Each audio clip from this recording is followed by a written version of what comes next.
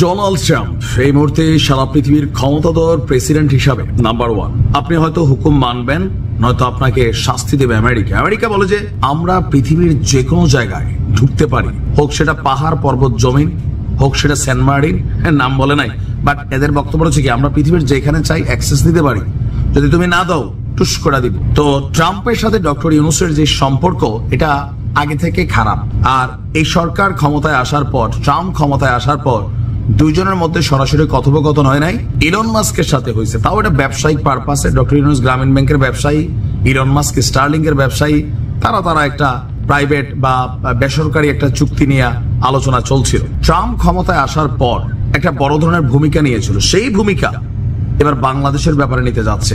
সরকারের পক্ষ থেকে গোপনে গোপনে যোগাযোগ করা হচ্ছে। Please please mister president Trump, হাত করা ফরাইয়েন না। আসেন, গেল কয়েকদিন আগে আপনারা ভারতের কয়েকটা ভিডিও দেখছেন, আমরা খুব হাসারিক দিয়েছিলাম যে ভারতীয়দেরকে, অবৈধ ভারতীয়দেরকে ধরে ধরে আমেরিকা তাদের সামরিক বিমানে হ্যান্ডকাপ লাগাইয়া, বেরিটিরি লাগাইয়া প্লেনে তুইলা পাঠায়। মোদি গেছে আমেরিকা, যা কয় ট্রাম্প দেখো ইয়ে মত করো, আমার ইজ্জত কা ফালুদা ওরা হয় লগে তার কচ্চাকা ইংরেজিতে হাতে কইছে প্লিজ ডোন্ট ডু দিস।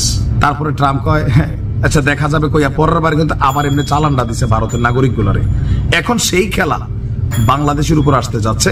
যদিও আমাদের সরকারের পক্ষ থেকে বাংলাদেশিদের যেন হাত করা পরিয়ে অসম্মানজনক উপায়ে দেশে ফেরত পাঠানো না হয়, সেজন্য যুক্তরাষ্ট্রকে অনুরোধ জানানো হয়েছে। ট্রাম্প প্রশাসন বলছে আমেরিকাতে অবৈধ হয়ে পড়া বাংলাদেশি নাগরিকদের সংখ্যা কত তা যাচাই বাছাই চলছে, আর অনেককে গ্রেপ্তারও করা হয়েছে। তবে কবে থেকে তাদের ফেরত পাঠানোর প্রক্রিয়া, স্পষ্টত ডেট আমরা গণমাধ্যমে না দেখলেও গণমাধ্যম বলছে যে কূটনৈতিক সূত্রগুলোর মাধ্যমে, আপনার প্রথম আলোর প্রতিবেদন যে ঢাকায় যুক্তরাষ্ট্রের যে দূতাবাস আছে, এরা গত মাসে বাংলাদেশ সরকারকে অবৈধ হয়ে পড়া লোকজনকে, মানে বাংলাদেশি লোকজনকে ফেরত পাঠানোর ব্যাপারে বিষয়টি অবহিত করেছে। আর এ ব্যাপারে সরকারকে একটি কূটনৈতিক পত্র পাঠানো হয়েছে। তো বাংলাদেশের ক্ষেত্রে, সারা পৃথিবীর মতন বাংলাদেশের ক্ষেত্রেও একই ঘটনা ঘটবে। তবে বাংলাদেশের লোকজনকে যাতে সম্মানজনক উপায়ে ফেরত পাঠানো হয়, অসম্মানজনক ভাবে ফেরত পাঠানো না হয়, তা নিয়ে যুক্তরাষ্ট্রকে অনুরোধ জানানো হয়েছে।